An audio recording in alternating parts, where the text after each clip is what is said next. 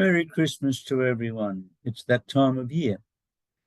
And yet, joy and sadness go together. That's the theme of today. Because Christmas, for a start, is not a feast for every country and every religion, but in our country, it's a major feast. And joy and sadness, well, those in Ukraine or Gaza or the Sudan, or in Myanmar, and many other places throughout the world, are not experiencing necessarily all joy. It's mingled with sadness and sometimes despair. And yet, somehow, Christmas comes and New Year arrives, and we need to turn the page. There's nothing we can do about that. Some of our chapters will be sad next year, some will be happy. Hope they're exciting. But the point is, we never know what that next chapter is going to bring. And yet somehow we expect happiness.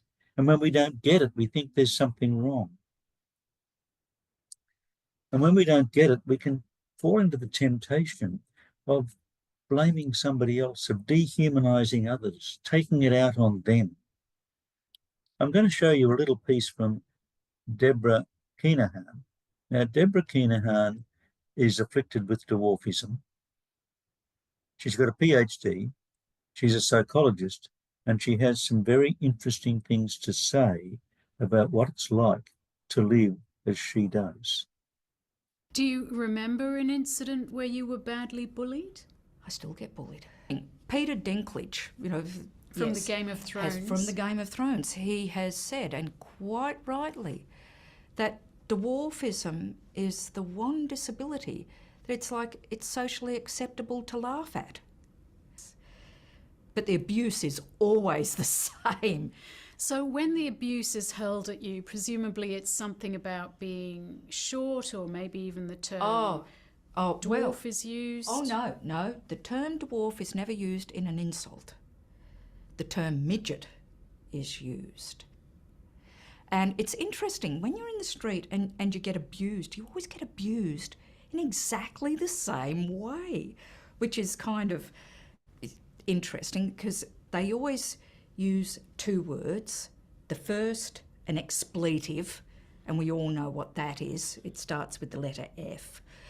And then midget. And more often than not, they repeat it. It's... and it's always yelled. And of course, it's always yelled at a distance.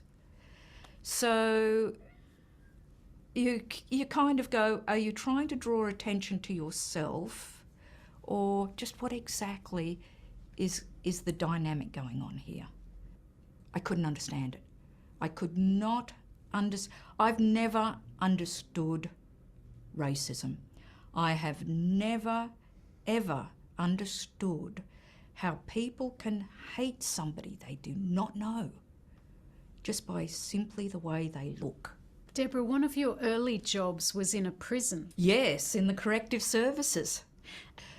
We had, and Parramatta at that point was a remand prison. So I basically got almost every prisoner in New South Wales come through me. And I have to say, and I know this baffles some people, but the bikies were absolutely magnificent with me.